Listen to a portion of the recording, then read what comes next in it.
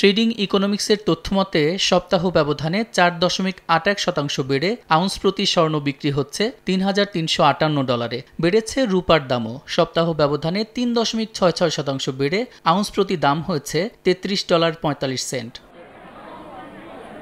ঊর্ধ্বমুখী রয়েছে কপারের দাম, সপ্তাহ ব্যবধানে 6.12% বেড়ে প্রতি পাউন্ড বিক্রি হচ্ছে $4.82। তবে কমেছে অ্যালুমিনিয়ামের দাম, সপ্তাহ ব্যবধানে 0.30% কমে টন প্রতি বিক্রি হচ্ছে $2,872। কমের তালিকায় রয়েছে সড়ক নির্মাণে ব্যবহার করা বিটুমিনের দামও, সপ্তাহ ব্যবধানে 1.59% কমে টন প্রতি বিক্রি হচ্ছে $488। সাদিক হাসান ইমন, সময় সংবাদ।